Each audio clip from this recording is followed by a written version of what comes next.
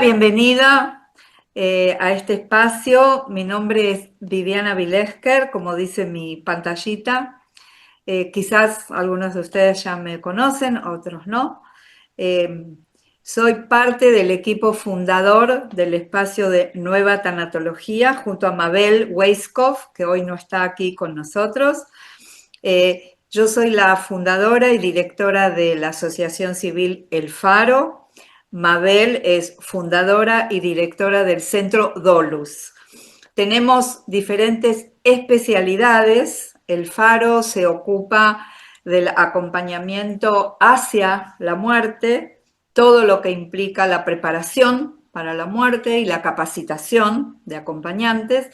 Y Dolos es un centro especializado en el acompañamiento después de la muerte, en los procesos de duelo, en forma grupal, en forma individual, y también tiene un área de capacitación. Hace unos años, Mabel y yo decidimos dar este paso de unirnos para crear la nueva tanatología en Argentina. Ambas, por nuestros recorridos, ya teníamos contacto con la tanatología y sentimos, porque realmente fue un sentimiento muy profundo, que era el momento de unirnos, de integrarnos, para poder darle un impulso al crecimiento y al reconocimiento de la nueva tanatología en Argentina. Digo nueva tanatología porque existe una vieja tanatología, para contrastar, que tuvo que ver en su momento más con el desarrollo académico de la tanatología y con los orígenes de la tanatología más ligada al estudio forense, de la medicina forense en relación a la muerte. En cambio, la nueva tanatología propone un camino centrado en la experiencia humana y el vínculo con la muerte, y esto es lo que queremos y estamos afortunadamente pudiendo desarrollar desde este espacio. Tenemos espacios de formación y tenemos esta actividad que ustedes van a hoy compartir y participar, que está vinculada con una apertura hacia la comunidad, en términos de ofrecer espacios de reflexión, espacios de intercambio de experiencias, espacios de ampliación para aquellos que ya ejercen algo en relación a la nueva tanatología, y sumar recursos porque la nueva tanatología quiere expandirse, quiere llegar a donde se la necesite, a donde se la reciba, desde lo educativo, desde lo asistencial, desde lo reflexivo. Así que hoy nos reunimos para compartir un espacio comunitario. Y enseguida las voy a dejar con Vero y con Marce, que son las facilitadoras de este espacio, para que ustedes las conozcan y ellas se presenten. Así que solo me resta agradecerles a Vero y a Marcela, que son parte de un equipo que ya se formó y que está disponible, interesado y comprometido con ofrecer estas actividades que sin duda forman parte de la misión que nos hemos propuesto y que deseo profundamente que deje en ustedes semilla, conciencia, interés, entusiasmo. ¿Qué más? Todo lo que se puede pedir de una actividad hecha con el corazón. Así que Marce, Vero, les paso el micrófono. Yo me quedo en bambalina, yo voy a ser la operadora, así que les voy a ir pasando los recursos. Ahí vamos. Gracias, chicas. Bueno, bueno, muchísimas gracias. Buenas tardes a todas. Es un gusto estar con ustedes en esta tarde compartiendo este espacio con Vivi, con tanta gente querida, con Vero. Eh, Agradecerle a Nueva Tanatología, al Faro, a Dolus, no solo que nos haya formado como tanatólogos y como acompañantes en fin de vida y en duelo, sino además por sumarse a estas iniciativas que nosotros propusimos allá lejos y hace tiempo en el verano, con la idea de justamente de salir de algún modo del espacio estrictamente académico para apuntar a actividades que tienen que ver con la extensión, ¿no? Con salir a la comunidad y apuntar a visibilizar, a compartir temáticas que en definitiva todavía resultan muy difíciles de abordar en términos sociales y culturales, ¿no?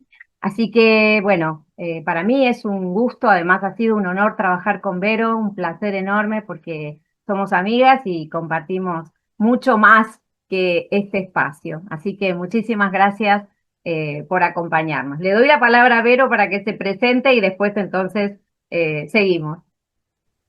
Muy bien, bueno, gracias. Gracias Vivi, Mabel, que no, hoy no está presente, Marce, por tus palabras, ya adelantaste un poquito, y gracias también a las compañeras de Nueva Tanatología que nos están acompañando y a todos ustedes, todas ustedes que se han presentado abiertamente con inquietud para probar, ¿no es cierto? Ver qué nos depara esta reunión, ¿no? ¿Qué nos trae la marea? Así que contenta, contenta de compartir el espacio y esperemos, como dijo Vivi, que sembremos alguna semillita y estamos para compartir abiertamente, ¿sí? Entre todas. Así que bienvenidas y muchas gracias. Bueno, bien, estamos aquí frente a esta propuesta de taller literario, escrituras de duelo, y corresponde aclarar que en realidad esta es una propuesta híbrida, en realidad, ¿no? Tiene elementos vinculados con el encuentro, el taller de lectura, y tiene elementos vinculados con el taller de escritura. ¿M? La idea es, por supuesto, abordar las escrituras de duelo desde la perspectiva de la literatura, en clave literaria, a partir, como dice ese subtítulo que hemos colocado allí, a partir de una aproximación a los relatos de estas autoras, dos autoras europeas, Rosa Montero y Natalie Leger, y dos autoras latinoamericanas, Piedad Bonet y Marcela Serrano. Una aproximación, es decir, nos vamos a asomar, ¿no? Como si estuviésemos espiándolas detrás de la puerta. No vamos aquí a abordar los textos de cada una de estas autoras de manera completa. Esta aproximación la hemos pensado con Vero a partir de una selección de pasajes, de fragmentos que nos parecieron ilustrativos, que nos parecieron potentes, contundentes, con la idea de que quizás ese recorrido que vamos a hacer junto a ustedes despierte el interés por leer los textos completos quienes no lo hayan hecho todavía, y porque además esa idea de lo fragmentado, de lo discontinuo, de algún modo nos permite pensar en una de las características del proceso de duelo, ¿no? Que no es lineal, ¿no? Entonces, por eso es que hemos apostado a acercarnos a estas escrituras de duelo a partir de esta aproximación. Nosotras vamos con Vero a hacer un recorrido que tiene tres paradas, ¿no? Ya les vamos a contar, y una vez terminado ese recorrido vamos a abrir un espacio de unos minutos para que ustedes pregunten, comenten, observen, sugieran, haya resonancias, así que a medida que nosotras vamos avanzando con las placas que generosamente Vivi va a ir manejando, ustedes vayan tomando notas si quieren, ¿no? Entonces después vamos a tener unos minutos para conversar y para finalizar vamos a hacerles una invitación y una propuesta, ¿no? Pero no lo voy a spoilear ahora, ¿no? Vamos a avanzar en este recorrido. Bueno, si querés avanzar, Vivi, entonces. Muy bien, bueno. Con Vero nosotras partimos de unas consideraciones generales o unas hipótesis, digamos, ¿no? Por llamarlo de alguna manera. En principio, obviamente el duelo es considerado una experiencia humana universal, ¿no? Es decir, todos, tarde o temprano, todas nosotras, todos los seres humanos, tarde o temprano, pasaremos por esta experiencia, ¿no? Viviremos la muerte de un ser querido o no tan querido, quizás, ¿eh? La pérdida de un trabajo, el abandono de la tierra natal, la pérdida de un proyecto, inclusive hasta, bueno, la pérdida de la identidad, ¿no? Entonces, todos en alguna medida vamos a pasar por esta experiencia que es una experiencia universal, digamos, hay un poder nivelador en este sentido. Ahora, así como es de universal, también es el duelo algo personal, es algo subjetivo, es algo único, es algo irrepetible, ¿sí? Por eso nosotros siempre decimos hay tantos duelos como dolientes, ¿no? Es decir, no hay una receta para tener una única forma de duelo, ¿eh? Nosotros siempre damos el ejemplo, yo puedo pedirle a mi marido, Roberto, que lave los platos. No puedo pedirle que haga mi proceso de duelo y mis tareas vinculadas con el duelo. Esas son mías, ¿m? Y yo estoy en mis zapatos. Entonces, el duelo es un proceso único, irrepetible, subjetivo y personal. En este sentido, la literatura es un espacio privilegiado, diría yo, ¿no? Como para pensar, narrar y atravesar ese dolor. Las escrituras de duelo están consideradas un subgénero, de algún modo, ¿no? No, yo no voy a entrar, por supuesto, esto no es una clase de literatura, no vamos a hacer un análisis técnico, ¿eh? No vamos a hablar ni de metáforas, ni de licencias poéticas, pero corresponde aclarar que se trata de un subgénero literario, ¿no? Y entonces, dentro de las escrituras de duelo, nosotros consideramos o entendemos que la escritura es no solo un testimonio de ese dolor por el cual se atraviesa, sino también una forma de memoria, de búsqueda, de supervivencia afectiva. Quiere decir que escribir en este contexto es un intento de entender lo que resulta incomprensible, de sostener de algún modo esa presencia en medio de la ausencia y sobre todo de darle forma a lo que normalmente y generalmente es un desborde del lenguaje, ¿no? Eh, Esto lo pensamos con Vero a partir de estas consideraciones generales, de estas hipótesis, como les decía al comienzo, teniendo en cuenta tres ejes o tres tópicos, tres temas. Definir el duelo, vivir el duelo y escribir el duelo, ¿no? Es decir, definir quiere decir, bueno, explorar qué significa esta experiencia. Vivir implica explorar, bueno, cuáles son esas manifestaciones corporales, emocionales, existenciales. Y escribir tiene que ver con esto que decíamos hace un momento, ¿no? Es decir, convertir a la palabra literaria en una suerte de herramienta para transformar ese dolor, ¿no? En memoria y en creación.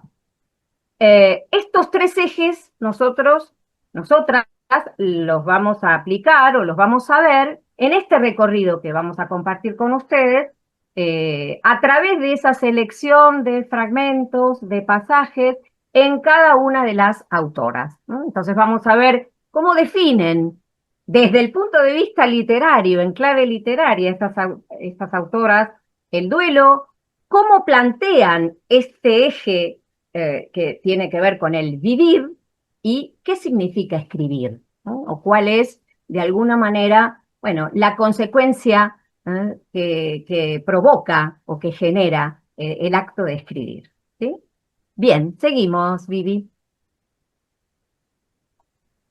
Bueno, muy bien. En este sentido, entonces, como bien explica Marce, no vamos a intentar a dar algunas definiciones, sobre todo de autores eh, por lo cual fuimos formadas en Nueva Talatología, pero siempre sin perder el eje de que no van a ser explicaciones que necesitamos ir al tecnicismo de qué es el duelo, sino justamente para luego de encontrar en estas definiciones, ver la réplica que hay en las autoras, y así tenemos como un hilo conductor.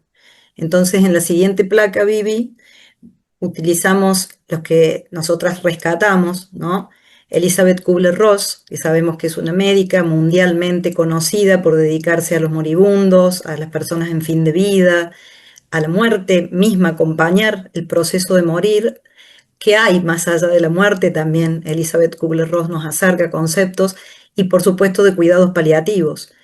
Elizabeth Kubler-Ross nos dice que el duelo es un proceso que incluye 5 etapas: negación, ira, negociación, depresión y aceptación.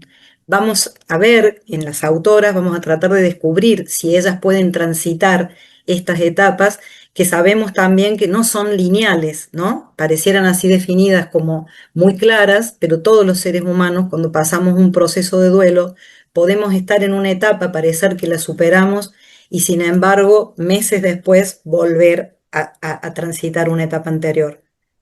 William Wordem es otro psicólogo reconocido que también generó un método que habla de tareas en el duelo. Parecería raro, ¿no? Decir, además de que tengo la pérdida, tengo la muerte del familiar o de la persona que es cercana, también tengo tareas, sí, tengo tareas también, como aceptar la realidad de la pérdida, trabajar las emociones del dolor, adaptarse a un medio en que el fallecido no está ausente y recolocar emocionalmente el fallecido para continuar viviendo. Tampoco van a ser lineales y también va a llevar un proceso de construcción todo esto, ¿verdad?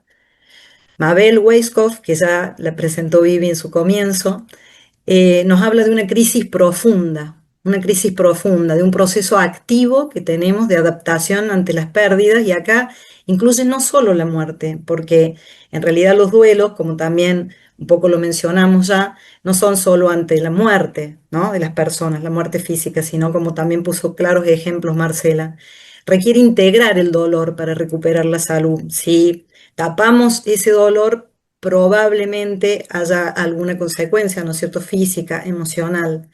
El enfoque que nos presenta Mabel, como así también Vivi, es un enfoque humanista, ¿no?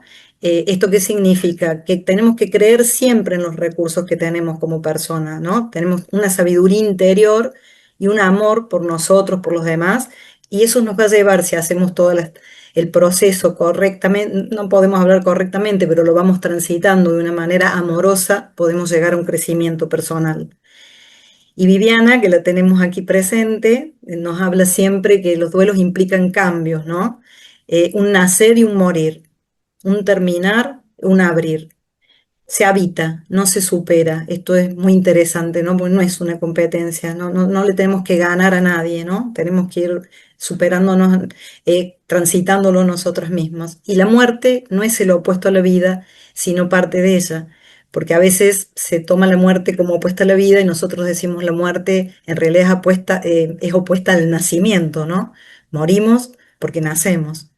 Entonces, esto que lo vemos como definiciones, lo vamos a ir viendo en las autoras, porque vamos a ver que hay en ellas, en algunas de las definiciones, hay procesos que no son lineales, lo van a transitar. Hay una ruptura psíquica, un dolor fuerte, un dolor total, que abarca todo el cuerpo, las sensaciones. Hay tareas, porque volver a ubicar al ser querido, quizás a través de la escritura, trayéndolo, se va a recomponer esa situación. Y en definitiva, todo este camino y todos estos procesos, ¿a qué nos quieren llevar? A transformarnos, ¿no? A un crecimiento personal. Eso es transitar el duelo. Muy bien. Marce. La próxima, sí. Bueno, aclaramos eh, para todas ustedes eh, que con el afán docente, ¿no? Hemos agregado placas que contienen palabras o conceptos clave que, por supuesto, tanto Vero como en mi caso más adelante, ya están integradas en el comentario, ¿no? Pero bueno, Exacto. es como para organizar y para que quede la exposición un poco más ordenadita, ¿no? Pero bueno, acá están las palabras claves que Vero acaba de comentar a partir de las definiciones sobre el duelo que mencionó recién, ¿no? Etapas no lineales, proceso psíquico emocional, adaptación, integración, etcétera, etcétera. Bien. La Sí, próxima algo cita, importante, perdón, Marce, que sí, perdón, no. no rescaté de lo que decíamos, la continuidad del vínculo, ¿no? Es algo bastante importante, por eso a veces tratamos de no utilizar la palabra pérdida, porque nosotros creemos que la persona no está físicamente con nosotros, pero el vínculo continúa, ¿sí? Muy bien. La próxima, ahí estamos. Bueno, ya nos vamos como acercando, ¿no? A esta aproximación. Entonces, la propuesta tiene que ver con estas escrituras de duelo. Acá, digamos, se repiten algunos conceptos que ya hemos presentado en las consideraciones generales vinculados con esta noción de la literatura como espacio de refugio, donde, bueno, encontramos historias, relatos autobiográficos que, por supuesto, traducen el dolor de la muerte, la ausencia y apuntan a encontrar o a la búsqueda del consuelo. Sin entrar en cuestiones técnicas de la literatura, ustedes todas bien saben que la literatura es un mundo que tiene sus propias leyes, como otros ámbitos y como otras disciplinas. Las escrituras de duelo se caracterizan por tener un tono muy testimonial, autobiográfico, íntimo, confesional. Esto es importante en realidad rescatarlo porque lo vamos a ver en los distintos fragmentos y pasajes que hemos seleccionado. La otra característica que salta a la vista es justamente esta cuestión de la fragmentación narrativa. En general, son textos que resulta difícil clasificar. No podemos hablar de novelas, tampoco podemos hablar de ensayo propiamente dicho, ni de crónicas, es un poquito de cada cosa. Y esto hace que nosotros no estemos frente a un discurso lineal, ¿sí?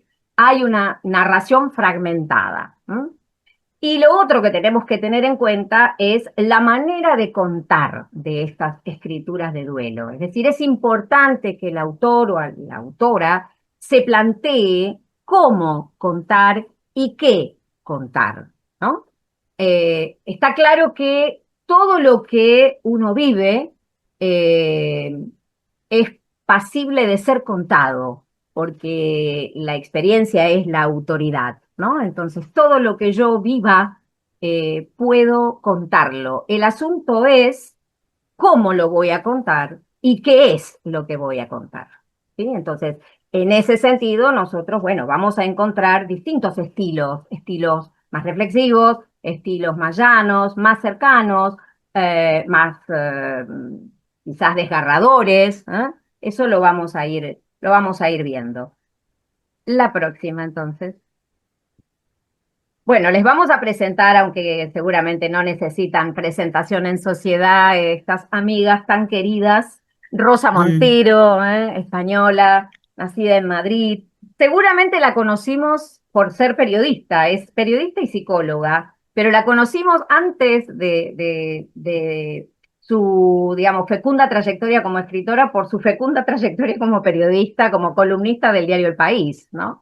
Por sus notas, por sus columnas, sus comentarios y demás.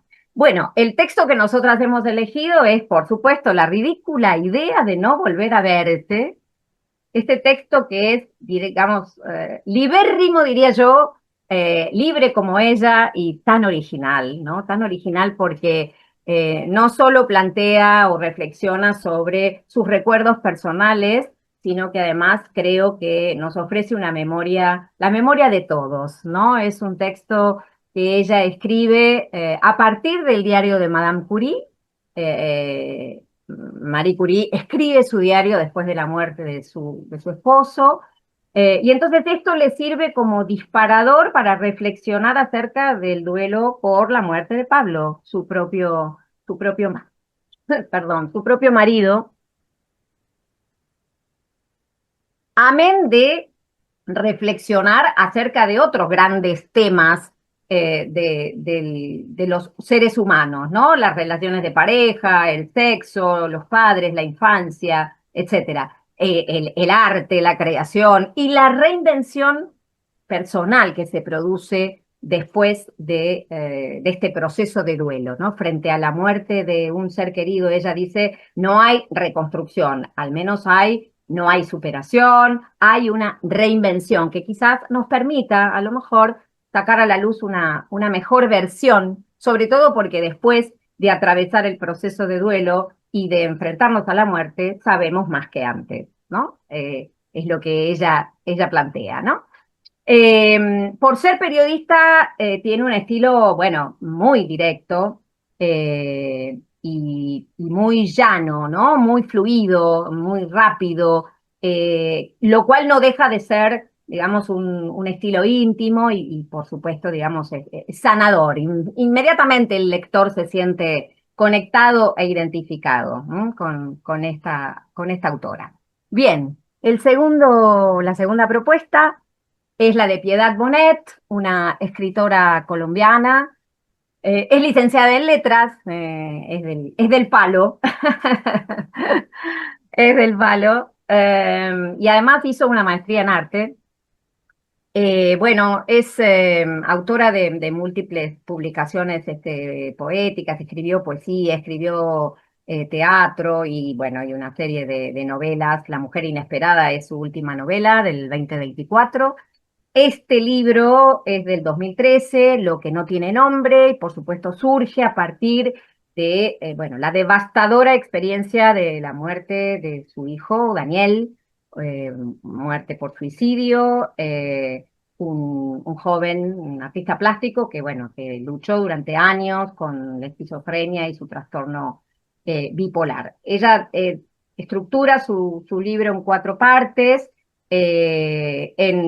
En 2 de esas partes ella, por supuesto, aborda la cuestión de la muerte y del duelo y en las otras 2 hace referencia a lo que significó convivir con esta enfermedad y a los prejuicios que socialmente nos enfrentamos, ¿no? Sobre todo cuando la muerte es por suicidio. ¿Mm? Es una prosa eh, desgarradora, pero que no deja de ser poética. De hecho, a partir de la publicación de este libro, ella publica una serie de poemas dedicados a Daniel, ¿no? A partir de este texto que, vuelvo a insistir, no es fácil de clasificar, como no lo es tampoco el texto de Rosa Montero y como no lo será el de Marcela Serrano ni el de Natalie Leger. Son textos difíciles, es decir, por supuesto están dentro de la escritura de duelo, pero es una prosa de difícil esquiva en cuanto a la clasificación. Eh, Vamos entonces a la otra placa y aquí nos encontramos con la chilena Marcela Serrano. Marcela Serrano que es también o incursionó en arte, es licenciada en arte e incursionó en el periodismo. ¿Eh? La conocimos antes del manto por Nosotras que nos queremos tanto, por su publicación por La Llorona. Este texto se publica en el 2019, 2020, y es el texto que ella escribe después de los 100 días de duelo por la muerte de la Margarita, su hermana del medio, a raíz de un cáncer. Este texto ella misma lo define como un duelo escrito. Y ella misma define o considera que fue la única manera de salvarse, de afrontar este dolor desgarrador frente a la muerte de su hermana. Recurrir a la palabra cuando la palabra redime y la palabra salva, ¿no? La palabra con ese poder de redención y salvador. Más allá de, por supuesto, como dice allí, ustedes tienen en la placa, el, considerar o transformar el espacio de la escritura como el espacio de la memoria y la búsqueda de consuelo.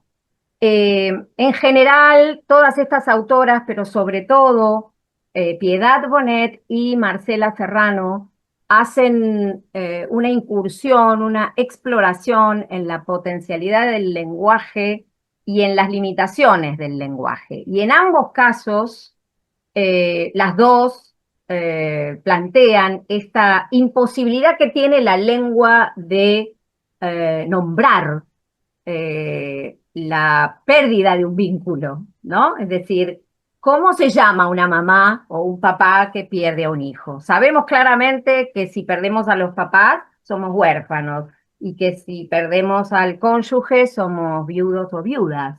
Pero no hay un nombre que refiera a la situación de una mamá y un papá que han perdido un hijo en lo que es la verticalidad. Pero tampoco lo hay en la línea horizontal, que es lo que plantea Marcela Serrano. No hay un nombre que permita mencionar la situación de una hermana que pierde a otra hermana, ¿no? Entonces, en ambos casos hay una exploración respecto del lenguaje y la palabra se convierte como en el centro del duelo, ¿no?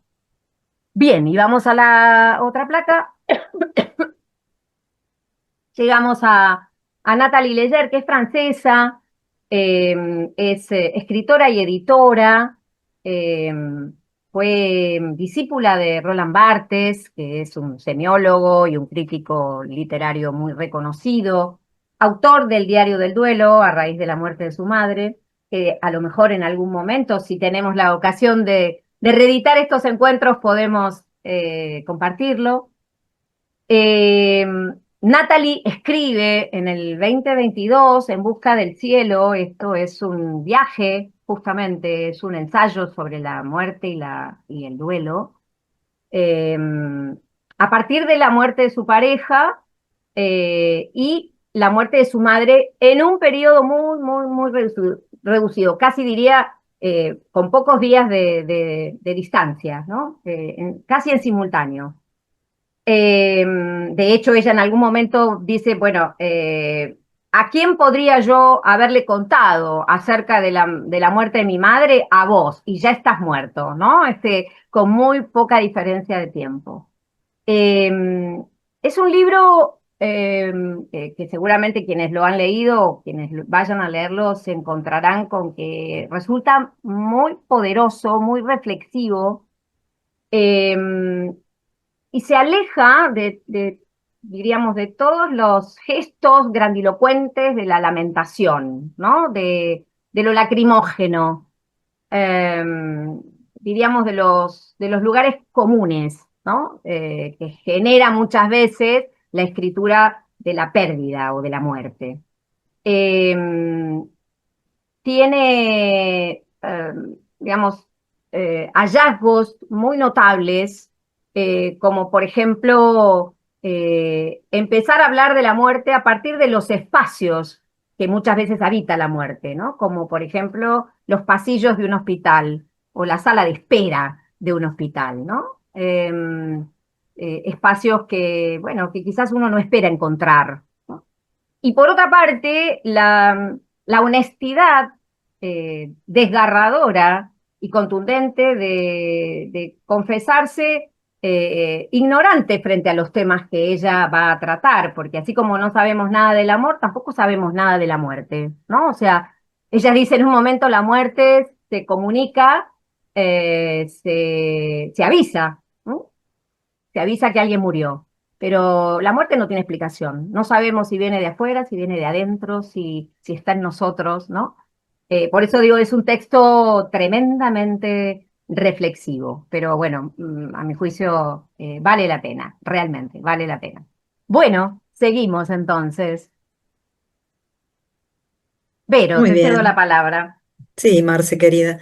Bueno, vamos a tratar, como bien Marce nos llevaba, introducía en todo este taller, a abordar ahora en este momento uno de los ejes que hemos elegido, que es definir el duelo. Y vale recordar entonces, como bien dice el título de este taller, en clave literaria. Es decir, no vamos a encontrar definiciones exactas, sino que vamos a explorar algunos párrafos que hemos destacado para intentar ver qué nos quieren decir las autoras en estos textos. Vivi, la siguiente, por favor. Bueno, en realidad está faltando, a ver, ahí está, gracias, Vivi. Eso, muy bien. De Rosa Montero tratamos con Marce de buscar estos párrafos que nos presentan dos enfoques. En el primero lo vemos un poquito más personal, como le pega a la persona lo que es el duelo o la muerte de la persona que lo acompañaba, y en el otro caso, desde el punto de vista social, ¿no? Entonces, en la primera frase, Rosa Montero nos dice en este párrafo, eso es lo primero que te golpea en un duelo, la incapacidad de pensarlo, la incapacidad de admitirlo. Aquí podemos ver que hay como una ruptura psíquica, ¿no? Incapacidad de pensarlo y de admitirlo. Y acá, cuando hacíamos referencia a las etapas del duelo que nos hablaba Elizabeth Kubler-Ross, podemos vincularlo a la negación que tenemos de aceptar, ¿no?, la noticia de la muerte. Así sea una muerte accidental, una muerte que no esperábamos, también la muerte por enfermedad nos golpea. La primera etapa del duelo generalmente es el shock, ¿no? La incredulidad.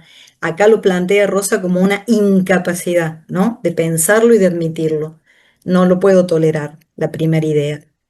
Y desde el punto de vista social, nos parece importante rescatar el párrafo: en nuestra sociedad la muerte es vista como una anomalía y el duelo como una patología.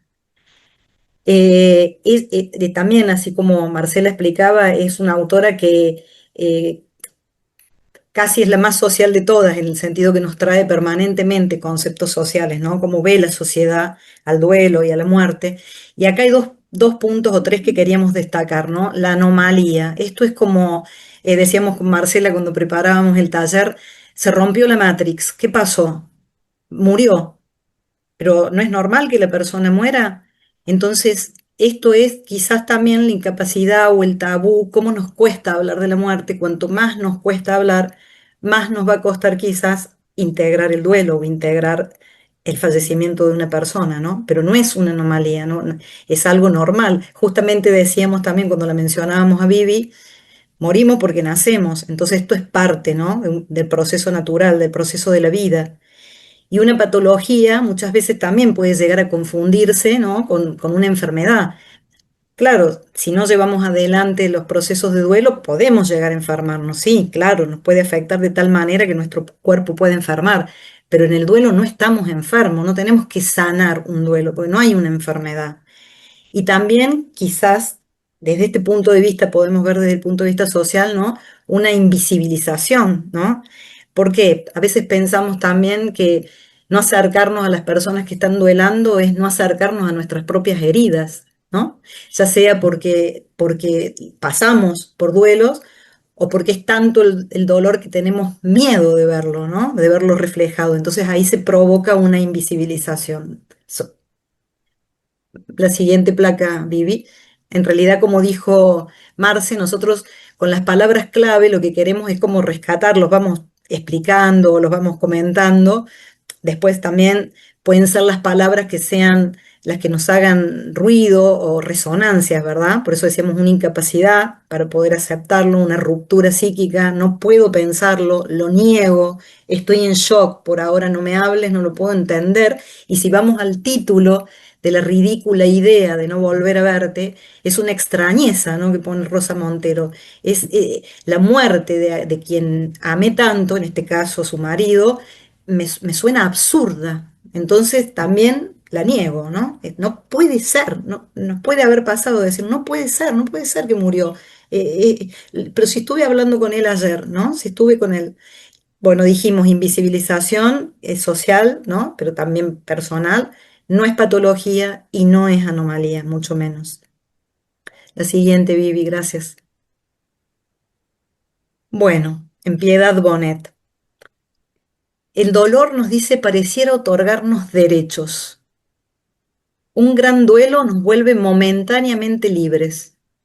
Mi propio gesto, mi espacio, mi silencio, mi voluntad me pertenecen ahora como nunca.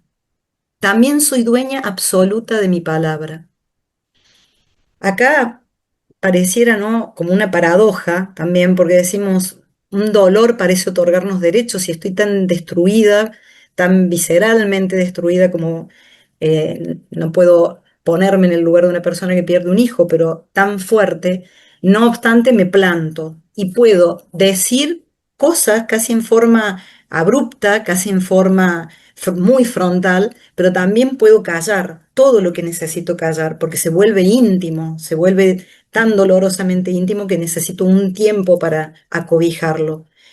También es interesante, nos parecía destacar acá, ¿no? Soy dueña absoluta de mi palabra.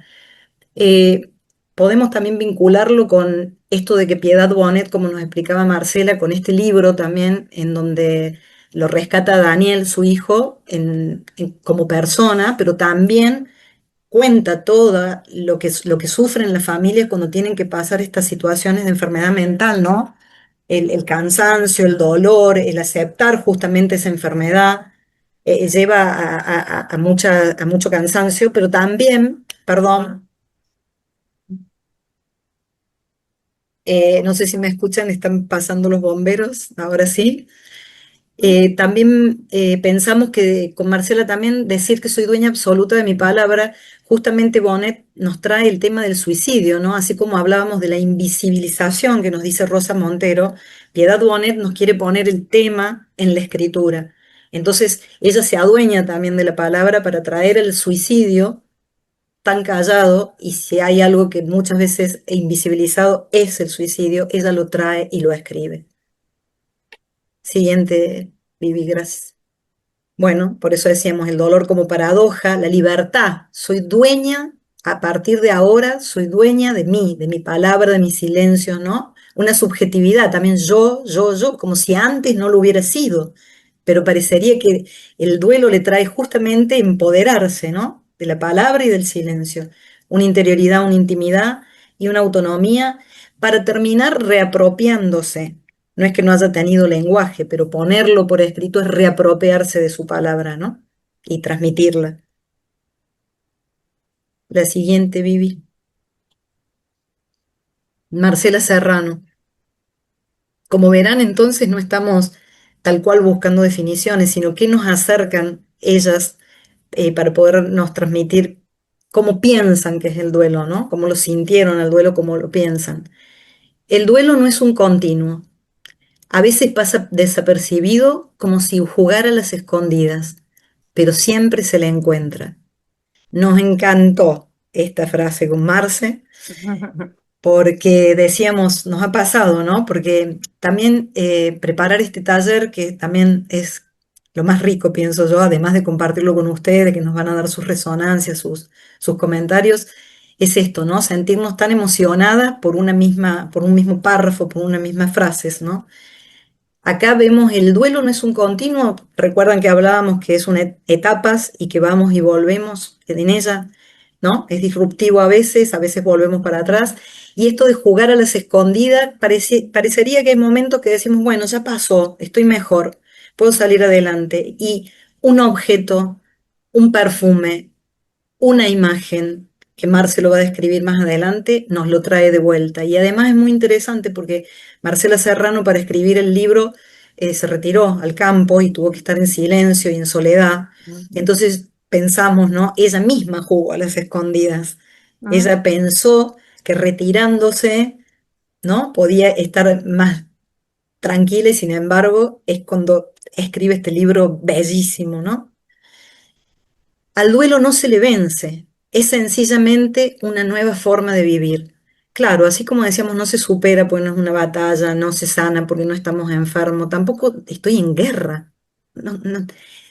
Hay que transformarlo, hay que transitarlo, como decíamos también, para llegar a un crecimiento personal. Es reubicar a la persona, como decía William Gordon, ¿recuerdan? No podemos pensarlo como me gana o le gano.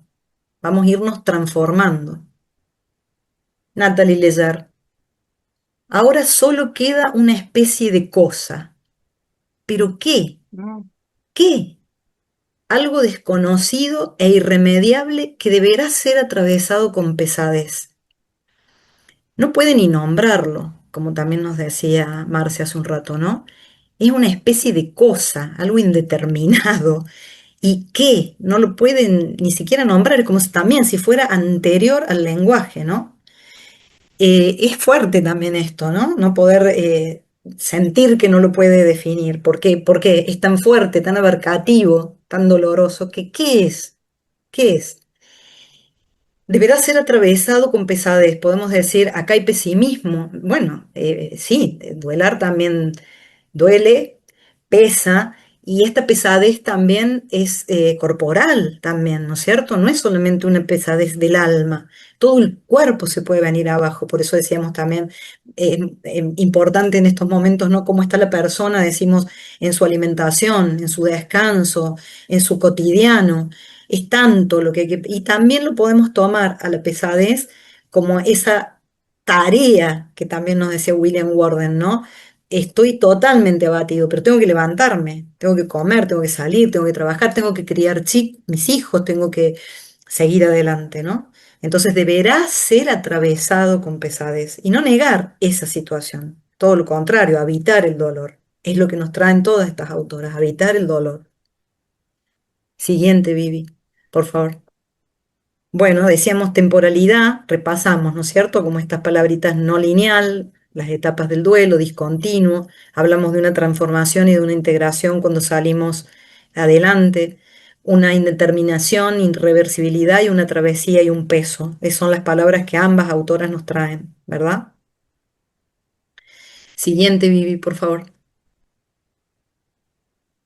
Bueno, seguimos en este agón, en este intercambio de voces. Bueno, vamos entonces ahora a la segunda estación de este recorrido que tiene que ver con el segundo eje o el segundo tópico de lectura, que es vivir el duelo, es decir, cómo estas autoras nos van a acercar a todas esas manifestaciones corporales, emocionales, existenciales que hacen a vivir el duelo.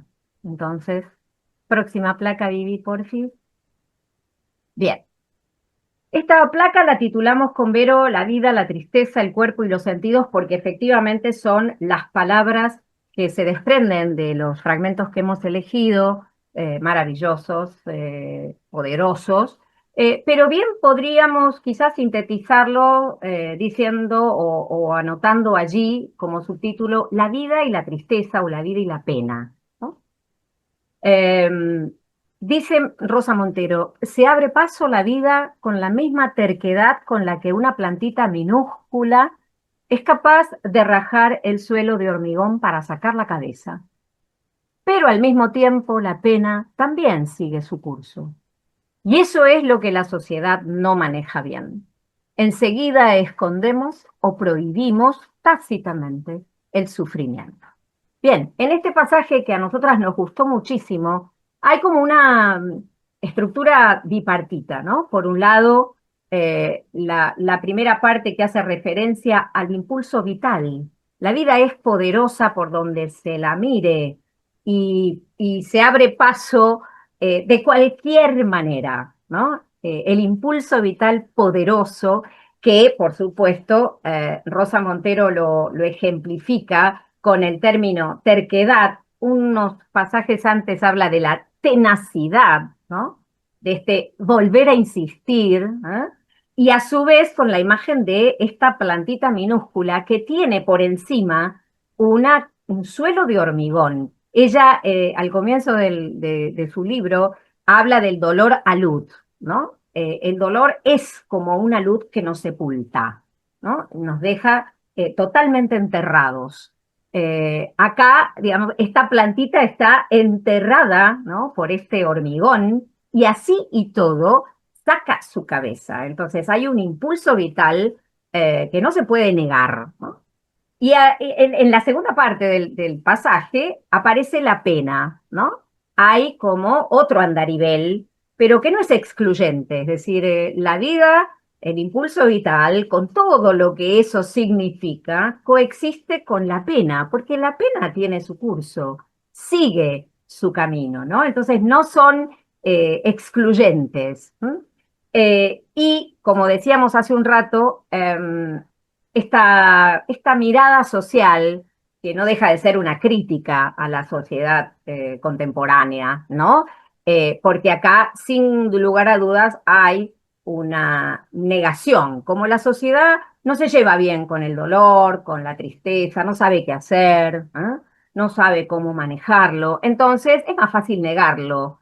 Y lo que es peor, es más fácil cancelar, ¿no? Ejecutar o poner en práctica una cancelación emocional, ¿no? De modo que hay en este pasaje, por un lado, ¿no? La presencia de la vida poderosa, del impulso vital, también la posibilidad de adaptarse, de salir de las situaciones dificultosas, de las adversidades, y en este sentido quizás podemos, bueno, pensar en el concepto de resiliencia, ¿no? A partir de la imagen de esta plantita minúscula. Frente a este texto tenemos el de Piedad Bonet que dice: velan con esta ofrenda por nuestra supervivencia para que las tareas domésticas no agobien más nuestros cuerpos apaleados ya por la tristeza. Y de pronto nos vemos paladeando un helado de chocolate, elogiando una salsa, un pan tierno, un pescado. Estamos vivos. Este pasaje también, bueno, en realidad nos gustaron todos los pasajes, esta es la verdad, ¿eh?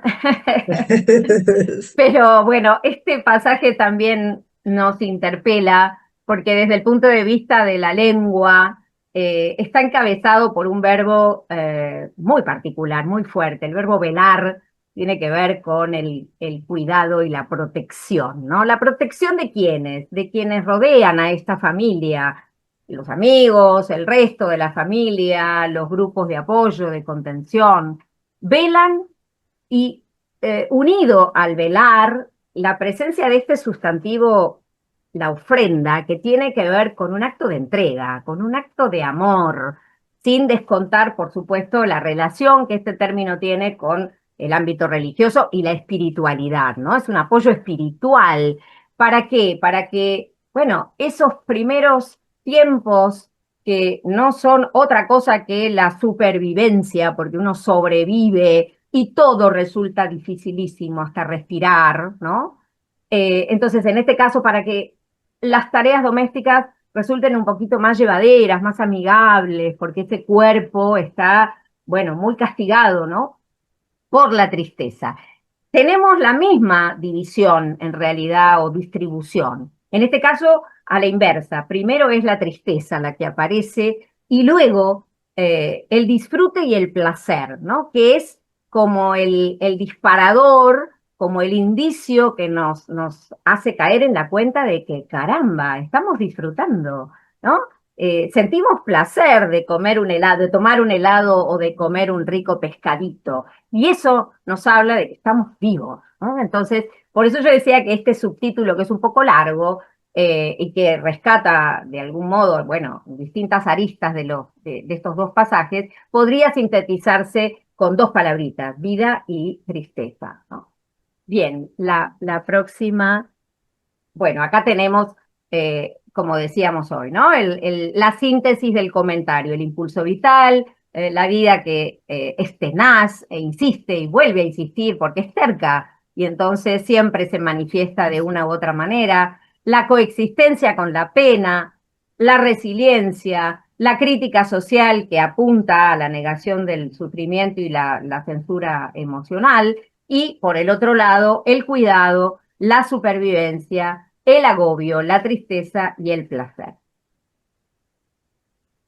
La próxima, Vivi.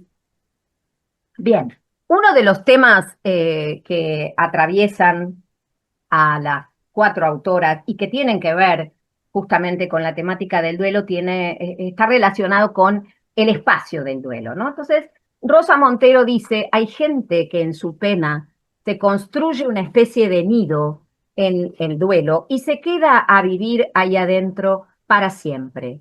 No es mi elección. Me cambié de domicilio tras la muerte de Pablo. Marí también se mudó de casa cuando enviudó. Y el mundo tiene varios rincones que es posible que yo no vuelva a visitar. Nos pareció interesante rescatar este pasaje, porque también hay como una estructura bipartita, ¿no? Por un lado, la referencia a la gente que hace del duelo una especie, un espacio de refugio, un nido, ¿no? ¿Qué otra cosa ¿qué otra cosa nos dispara mentalmente y emocionalmente la imagen del nido, ¿no? Si no es la de la protección y el refugio, ¿no? Entonces el duelo como un espacio de refugio, como un nido, pero a su vez como un espacio de inmovilidad, de fijación, ¿no? Es decir, se quedan allí.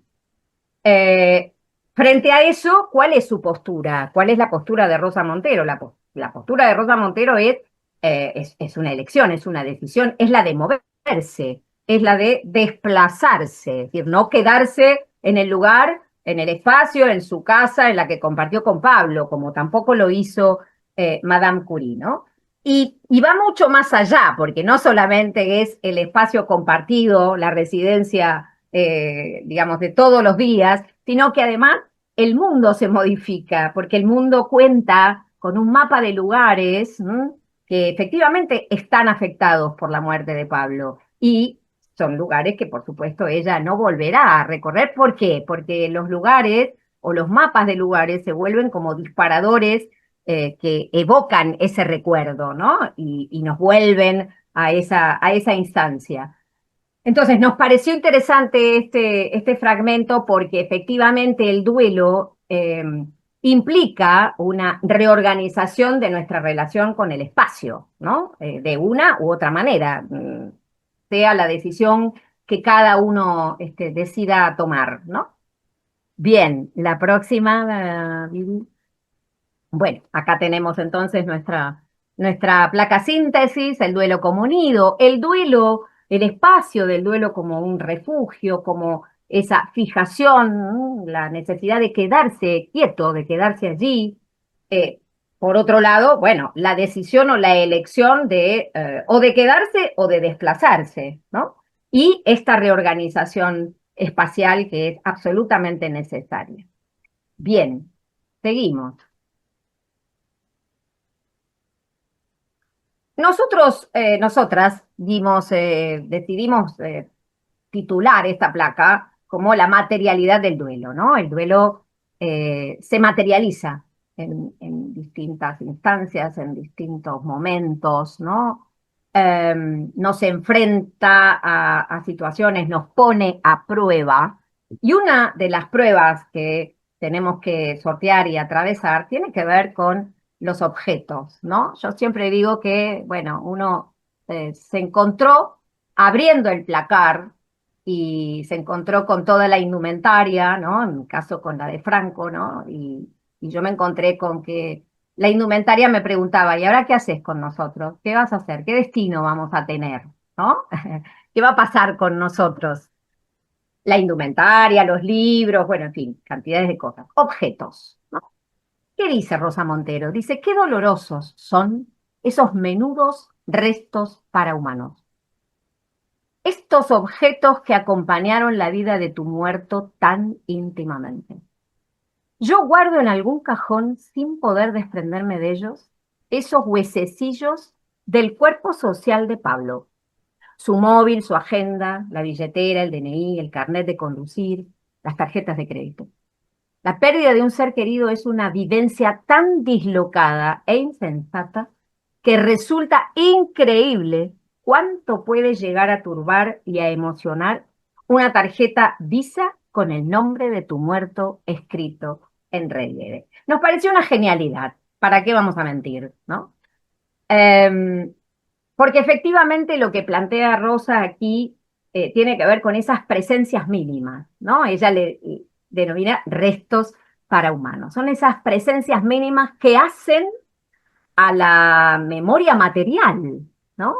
¿Quién no tiene presente? Bueno, la remera que usaba el abuelito o el vestido que usaba la abuelita para tal o cual ocasión. Y esos objetos representan a ese ser querido que ha muerto, ¿no? Es decir, hablan de él, hablan de una historia, hablan de quién fue, guardan sus olores, ¿no? Sus huellas.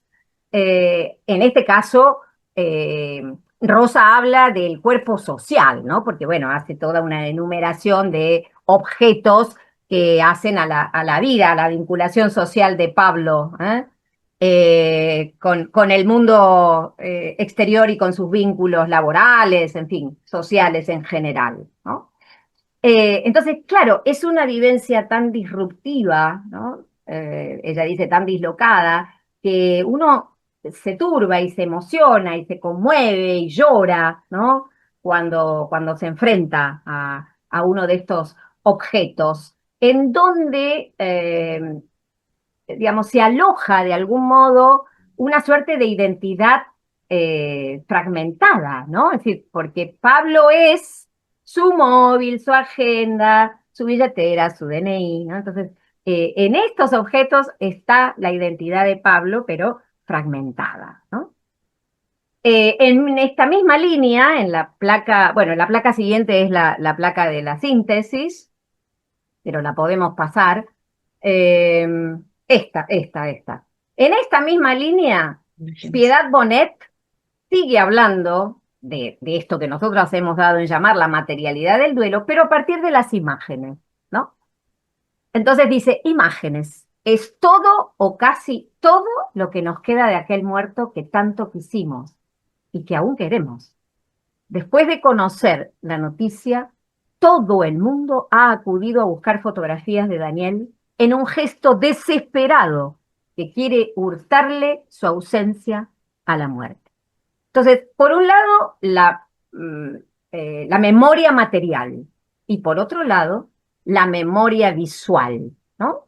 Las imágenes, las fotos, la posibilidad de atrapar esa presencia y de fijarla para toda la eternidad, ¿no? Por eso ella dice eh, esta intención de hurtarle la ausencia a la muerte, ¿no? Como si uno pudiera triunfar, en definitiva, y decirle a la muerte, bueno, nosotros tenemos esta imagen que recupera la presencia y la fija por los siglos de los siglos. Es verdad que Piedad Bonet más adelante, o más atrás, no me acuerdo ahora la página, pero en un momento dice, la foto termina matando al ser querido porque es una imagen fija, inmóvil, ¿no? Y yo pensaba, esto es del año 2013, yo la verdad es que no podría reconstruir cómo estábamos tecnológicamente en el 2013, pero digo, hoy quizás no es tan así, en el sentido de que nosotros tenemos redes que, bueno, nos vuelven permanentemente, disparan recuerdos, imágenes, audios, ¿no? Tenemos el WhatsApp con audios guardados, entonces recuperamos la voz, el timbre, el tono, ¿no? Pero bueno, nos pareció interesante, digamos, conversar o plantear, mostrarles a ustedes la materialidad del duelo representada, por un lado, a partir de los objetos y por otro lado, a partir de estas imágenes, ¿no? La memoria material y la memoria visual. Bien, la próxima seguramente es la placa de la síntesis, entonces tenemos acá, como decíamos, estos restos para humanos o presencias mínimas, restos visuales, cuerpo social fragmentado, identidad dispersa en los objetos, ¿no?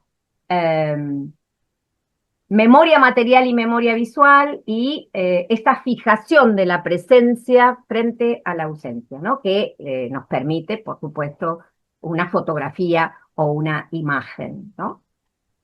Bien. Bueno, estos dos fragmentos son muy fuertes, son muy poderosos, muy contundentes, porque plantean o ponen en el tapete el tema del cuerpo y el tema del vacío. Dice Marcela Serrano, yo quiero ese cuerpo, porque no se puede hacer el duelo sin el cuerpo presente. Si me hubiesen quitado el cuerpo de la Margarita, me habría vuelto loca, habría pataleado, aullado, me habría transformado en la loba carnicera a la que tanto temo. Entonces, el cuerpo muerto de la Margarita es como un privilegio. Digo, o decíamos con Vero, que es fuerte este pasaje porque el cuerpo acá aparece como garantía, como garante de la muerte, ¿no? El duelo como una experiencia que se encarna, ¿no? Por un lado. Y por otro lado, porque también hay una alusión a la imposibilidad de empezar el proceso si yo no la veo a la muerte de frente, ¿no? Ella misma dice en un momento determinado, a la muerte hay que mirarla bien de frente, porque si no te entierra viva, ¿no? Los signos de la muerte. Entonces digo, la garantía de ese cuerpo como garantía de muerte para poder, digamos, iniciar ese proceso, para poder cerrar un ciclo y empezar otro, y a su vez relacionado con los rituales de despedida, ¿no? La presencia del cuerpo hace que, bueno, ella en algún momento dice, los ritos tienen algo de anestésico y de narcotizantes, por, porque nos permiten de algún modo no pensar, ¿no? En la aflicción que tenemos y actuar, ¿no? Tenemos que salir a preparar, bueno, el funeral, ¿no? Entonces, los ritos de alguna manera nos llevan a movernos, ¿no? A salir de ese espacio. Pero claro, es necesario el cuerpo presente. ¿Qué hubiera pasado, qué le hubiera pasado a Marcela de no haber tenido la posibilidad de contar con el cuerpo de Margarita? Bueno, lo que hubiera pasado es esto que ella describe con tanta precisión y con tanta ferocidad, ¿no? Hay como un instinto salvaje frente a la imposibilidad de tener ese cuerpo que nos pertenece. Entonces aparece como la violencia del dolor en su máxima expresión, ¿no? Frente a la ausencia del cuerpo. Y termina diciendo, el cuerpo muerto de Margarita es un privilegio, ¿no? Es un privilegio psíquico que nos permite ordenar la cabeza, sabiendo que, bueno, Margarita se murió, ¿no? El cuerpo lo dice, lo está representando, ¿no? Y a su vez, bueno, un privilegio simbólico. Y en este caso, salto un poquitito a los puntitos suspensivos que están allí, entre corchetes, porque allí nosotras con Vero redujimos el texto, porque bueno, algunos eran demasiado largos, pero bueno, lo traigo para comentarlo con ustedes. En esos puntitos suspensivos, Marcela Serrano hace referencia a la dimensión política del cuerpo. Sí. Tanto como Rosa Montero son dos escritoras militantes muy comprometidas con la política. Y entonces, en ese pasaje que falta, Marcela Serrano hace referencia a la situación de madres, esposas, hermanas, novias de los detenidos desaparecidos chilenos, ¿no? El dolor como lobas carniceras que sufrieron y padecieron todas estas mujeres al no contar con el cuerpo presente, ¿no? Entonces, la dimensión política del cuerpo es fundamental porque tenemos el derecho básico de enterrar a nuestros muertos, ¿no? Bien, frente a esto, Leger plantea la cuestión del vacío, ¿no? El vacío no existe, está lleno de partículas físicas, lleno de átomos, de moléculas, de masas de quarks, por no hablar de los fotones. Ahí te vi. El vacío es como el cielo. Hay que mirarlo mejor, me dice. Está lleno de ideas y de objetos, de impulsos y de pensamientos, lleno de furor, no lo olvides. Está lleno de cosas inesperadas y de acontecimientos, lleno de vivacidad. Bueno, nos pareció una genialidad porque, en Sucede. definitiva, digo, el vacío genera una angustia existencial enorme. eh, y acá tenemos un vacío potencial, ¿no? Un vacío de plenitud, ¿no? Eh, pleno de cosas, de elementos invisibles, ciertamente, ¿no? Pero pleno, ¿no? Entonces nos pareció interesante porque en realidad, así como para poder cerrar una etapa y abrir otra y poder empezar el proceso del duelo, la presencia, la dimensión del cuerpo presente es importante, también es importante la perspectiva o la transformación en la mirada, ¿no? Por eso Leyer dice, mejor dicho, esto lo dice su pareja, ¿no? Al cielo hay que mirarlo mejor porque está lleno de cosas, ¿no? Del mismo modo que hay que mirarlo mejor al vacío, porque entonces nos vamos a encontrar con que el vacío no está tan vacío, ¿no? Está repleto de una plenitud invisible, ¿no? Y esta cuestión de la potencialidad de vida, el vacío tiene vida, ¿no? Y está pleno de vivacidad. Bien, la otra placa Ma- que seguramente es... Marce, Sí, mi amor. Marce, perdón, solo completar en este caso Sí, que justamente en Ledger con el vacío, su título del libro es justamente En busca del cielo, ¿no? del Entonces cielo, decimos, ¿no? Más allá exactamente, de ese vínculo que está, ¿cómo ella mira ese vacío? ¿Qué le puede devolver, ¿no? En busca del cielo. exactamente, exactamente. Bueno, acá tenemos entonces la síntesis de las dos placas, el cuerpo como garantía de muerte, el duelo como experiencia encarnada, los rituales o el ritual de despedida, para lo cual es fundamental contar con ese cuerpo presente, la violencia del dolor y la ferocidad cuando esto no es posible, el cuerpo como privilegio simbólico y psíquico, la dimensión política del cuerpo, la negación de la nada, la plenitud invisible, la transformación de la percepción y la potencialidad de este vacío que está repleto de cosas. Bien, la próxima.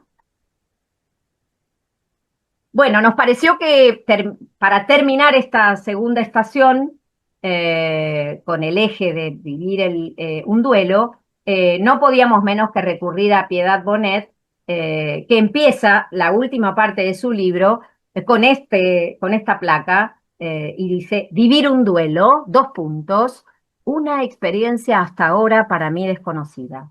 Ahora sé que el dolor del alma se siente primero en el cuerpo. Sé que en determinados momentos mi dolor me acerca a la locura. También hay brevísimos instantes de lucidez y de comprensión. No, Daniel no volverá jamás. Sé también que podemos permanecer serenos ante la fotografía del ser que hemos perdido y unos minutos más tarde echarnos a llorar con el sabor de un plato que nos lo recuerda.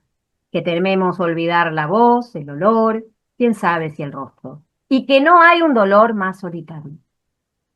Nos pareció que con esto cerrábamos justamente esta segunda estación, porque Bonet nos enfrenta a una experiencia abarcadora, totalizadora, en donde están comprometidos de algún modo todos los frentes, ¿no?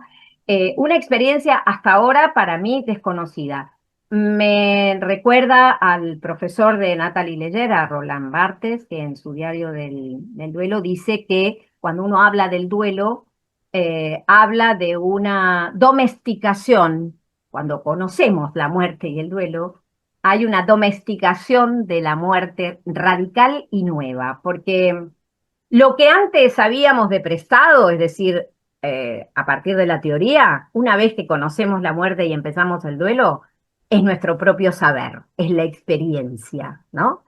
Entonces, una experiencia hasta ahora para mí desconocida, una experiencia que afecta el cuerpo y que afecta el alma, ¿no? Duela el cuerpo y duela el alma y el corazón.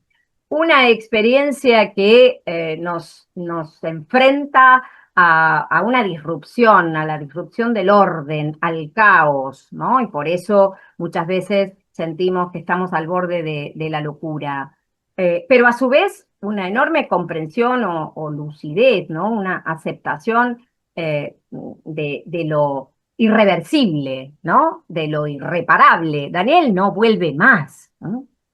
Em, la fluctuación emocional, ¿no? Una experiencia que nos enfrenta a un abanico de emociones, muchas veces en el mismo momento, en el mismo día, con espacios muy cortos de tiempo. Estamos calmos, estamos serenos, como dice ella, frente a una fotografía, pero a los 5 minutos bastó que se colara o que apareciera un sabor, un aroma, ¿no? Un recuerdo, un libro, en fin, lo que fuere, para, bueno, perder esa serenidad y echarnos, como dice ella, a llorar, es decir, la memoria sensorial, ¿no? A la cual nos enfrenta el duelo. El duelo que nos enfrenta a la muerte, pero también, como decimos nosotros, a la segunda muerte, que es la del olvido, ¿no? Tenemos miedo de olvidarnos de los gestos, del color de los ojos, bueno, de la voz, ¿no? Eh, y por último, de manera muy contundente, cuando ella dice, y no hay, esta experiencia la enfrenta a un dolor solitario, ¿no? Porque es verdad que uno, por supuesto, el dolor compartido es dolor diluido y se apacigua y uno puede contar con redes de apoyo, grupos y demás. Pero efectivamente el duelo es personal, el duelo es subjetivo, es individual, el dolor es el de uno, ¿no? Por eso, bueno, tantos duelos como dolientes, ¿no? Eh, el dolor no es algo que uno pueda transferir, ¿no? Es propio y entonces es recóndito, es privado, es íntimo, ¿no? Por eso no hay un dolor más solitario. Bueno, seguimos. Bueno, acá están las palabras o conceptos claves, ¿no? El duelo como experiencia universal y como experiencia, digamos que reúne lo teórico y lo práctico, ¿no? O sea, antes de vivir la experiencia de la muerte y del duelo, de la muerte o de la pérdida de un trabajo, en fin, digo, podemos tener la teoría, pero una vez que atravesamos la experiencia tenemos ese saber, ¿no? Ese saber que es nuestro, que es propio. El dolor en el cuerpo y en el alma, la presencia o la sensación de la locura, la lucidez o la comprensión, las emociones fluctuantes, la memoria sensorial, el miedo al olvido y la soledad. Vero, Muy bien, creo que sí. seguimos, ¿no? Sí. Sí, sigo y vamos ya terminando. Estamos en el tercer Sí. eje, ya nos vamos Ujú. acercando al final para compartir con ustedes las resonancias. Y estamos en el eje de escribir el duelo. Acá quisimos indagar, hurgar, ver cómo hicieron estas autoras para traspasar las palabras que ellas mismas van usando. Algunas las repiten y otras son singulares, porque hablan de atravesar el duelo, ¿no? Y si lo buscamos en el diccionario, estas palabras decimos atravesar es horadar, perforar, entonces hasta dónde llega la profundidad del dolor para poder después traspasarlo en la escritura, ¿no? Hablan también de soportar, ¿no? Y es llevar, dice el diccionario, llevar con paciencia. Entonces lo vinculamos también a un proceso que nos vienen hablando, ¿no? En las etapas del duelo. Sobrevivir, ¿no? Es vivir con escasos recursos, entonces esto lo vinculamos también a lo que hemos visto, a la pesadez, al cuerpo, a la necesidad de que nos contengan, tanto desde lo físico como lo emocional. Y Rosa Montero nos habla del comprender, ¿no? Pero también del comprender como abrazar, como contener. Entonces, en las próximas placas, Vivi, vamos a mostrar como venimos haciendo los pasajes que hemos elegido. Y en Rosa Montero decimos cómo acepta ese absurdo de la muerte. Y nos habla del arte, nos habla del arte. El arte que también, ¿no? Nos traspasa a todos. Nos dice, el arte es una herida hecha luz, decía Georges Braquet.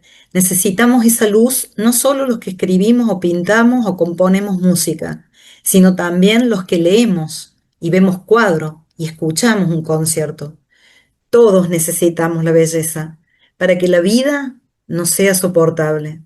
Lo expresó también muy bien Fernando Pessoa. La literatura, como el arte en general, es la demostración de que la vida no basta. No basta, no. Por eso estoy redactando este libro. Por eso lo estás leyendo. Nos encantó también la Ujú. dualidad, ¿no? Porque es desde los dos puntos de vista. Escribir para sanar y nosotros leer para sanar. Y también hablábamos de Bonet, que ahora lo vamos a ver también, ¿no? Llevar esto a todas las personas, a los que nos puedan alcanzar. Y yo me preguntaba, ¿quién no se emociona con el arte? ¿O quién no recuerda también a sus seres queridos a través del arte, ¿no? Eh, Recuerdo a mi nona cuando me hablaba, por ejemplo, de la Virgen del Libro de Botticelli. Entonces, a través de una pintura, el ser querido también nos vuelve, ¿no? Piedad Bonet, por su lado, nos dice, me pregunto por qué lo hago. Claro, escribir. Quizás porque un libro se escribe sobre todo para hacerse preguntas, porque narrar equivale a distanciar, a dar perspectiva y sentido, porque contando mi historia, tal vez cuento muchas otras, porque sobre todo, como escribe Millás, la escritura abre y cauteriza al mismo tiempo las heridas. Y lo venimos viendo, ¿no? A través de todas ellas, cómo han buscado esto también para sanar, aunque decíamos que no es una enfermedad, pero para esa herida que está latente. Y en el caso de Bonet también pensamos al decir cuento, porque así cuento muchas otras historias, volviendo también a la idea del suicidio, ¿no? A la socialización, ¿no? Así alguien puede sentirse identificado y ese miedo y ese dolor contenido a través de la lectura de Bonet puede ayudar, claro que sí. La siguiente, Vivi. Bueno, en Marcela Serrano, la muerte. ¿Dónde está la muerte? Tu victoria. ¿Dónde está? No le daré la victoria a la muerte. Sigo escribiendo. También con Marce, y lo marco así, y lo señalo casi, porque hablábamos con Marce de la contundencia de esta frase, ¿no? Sigo escribiendo, no me vas a ganar. Dijimos que no eran luchas, que no eran guerras, pero es la necesidad de poner en el papel todo ese sentimiento. Y además Marcela Serrano, como el título del libro lo indica, el manto, que también nos pareció tan hermoso, ¿no? Es la cobija, es la colchita frente a la intemperie que quedó por la muerte de una hermana en toda su familia. Esa colchita la cobija a la hermana, pero también la cobija a ella y a su familia que tuvo que readaptarse y reubicarse, ¿no? Las palabras, nos dice Natalie Leyer, forman esa especie de savia resinosa que los japoneses mezclan con oro en polvo para reparar los objetos rotos, para darle un valor nuevo a lo destruido. Las palabras son el kintsugi de mi alma hecha pedazos. También, ¿verdad? O sea, cuánta poesía hay acá y también este arte japonés, el kintsugi, cuando lo investigamos un poco nos dice que no se trata justamente de que el objeto no parezca roto, sino de resaltarlo, por eso lo mezclan con oro, la resina, ¿no? Lo resaltan, entonces se ve la imperfección de ese objeto y también se ve la historia que tuvo ese objeto. Entonces, decíamos al comienzo de la charla, hay una transformación, ¿verdad? No voy a ser el mismo de antes. Está roto esa vasija, pero me reconstruyo con hilitos de oro. La siguiente, Vivi, por favor. Bueno, como en tantas otras placas que fuimos poniendo las palabras claves, en realidad acá queremos darle un poco un cierre a todas estas escrituras y pensamos con Marce que, bueno, justamente las escritoras buscan darle forma a lo impensable, ¿no? A lo discontinuo, a lo que irrumpe en el cuerpo, en los objetos, en la memoria. Por eso hicimos todo este pasaje también del definir, el vivir, sobre todo marcamos cuerpo, objetos, memoria, y el escribir el duelo, ¿verdad? Muestran las escrituras, ¿no? El carácter fragmentario, contradictorio y singular. Ya lo habló un poco Marce cuando describió también a las autoras al comienzo.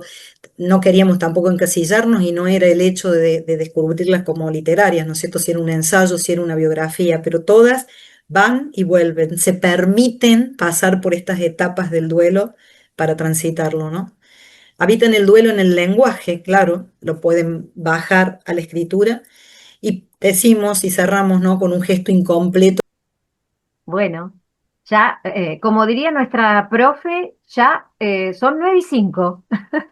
Cerramos con el poema, Marce. Claro, claro, claro.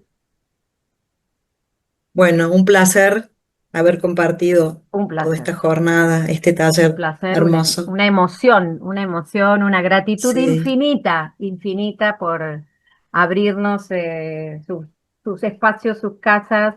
Gracias, Vivi, gracias de verdad, gracias, Amabel, gracias por confiar, por darnos alas, por acompañarnos siempre, en todo momento. Muchas Como gracias sé a que, todas. como sé que vamos a cerrar con el poema, quiero antes de cerrar decir unas palabritas muy cortitas. Agradecerles a ustedes, Vero, Marce, y a todas, todo el grupo que ha estado acá presente, la emoción, la apertura, el estímulo, el entusiasmo, el compromiso. Bueno, palabras que intento expresar desde la gratitud. Y quiero agregar algo más allá de lo específico de este taller, por estar enmarcado dentro de este camino de la nueva tanatología. Quiero agradecerles especialmente por contribuir a la evolución de la nueva tanatología. Este espacio compartido con la impecabilidad con que lo han hecho, con la entrega y la invitación a todos quienes estuvimos escuchando y participando y la movilización profunda, nos va a dar luz y orientación y entusiasmo para seguir este camino. Así que les agradezco a ustedes y agradezco a cada persona que ha estado hoy por la resonancia y la posibilidad de ampliar la llegada de la nueva tanatología a la comunidad. Así que muchas gracias. Ahora sí, ya Gracias, está. Poema. gracias. Muchas gracias poema. a todas. El poema se titula Gracias. Hoy me atrevo a dar las gracias, no por lo que he recibido, sino por lo que me ha sido quitado, por la ilusión arrebatada, porque se fue la persona amada, porque por la muerte me sentí robada. No es que quiera vivir de vacíos, ni de pedazos arrancados, ni de duelos interminados, ni de sueños asesinados, pero de verdad creo que uno vive intercambiando. Lo que hoy tengo no es mío, y aquello que parece tuyo, mañana se fundirá en el aire. Yo creía que tenía, y por eso es que perdía en cada cambio de esta estúpida vida. Ahora sé que solo pierdo cuando en el tiempo suspendo un instante de este día y olvido dejar fluir su eterna cambiante melodía. Gracias, Vero. Es una belleza. Gracias, gracias por ¿De compartirlo. quién es el poema? Chantal Mas Moya es una tanatóloga mexicana. En Mm, realidad empezó a escribir cuando muere su hermana. Así una es. belleza. Gracias, Gracias. muchas gracias a todas. Gracias por este espacio, gracias por el corazón abierto, por la expansión del alma y por la emoción. Muchas, muchas gracias. Ha sido una noche plena, realmente. Plena por las emociones y de palabra plena. Es decir, hemos sido auténticamente nosotras. Muchas gracias. ¡Mua! A todas, Marce, Gracias, muchas Vivi, a gracias. Gracias. todas, Gracias, Muchas gracias. a gracias. todas.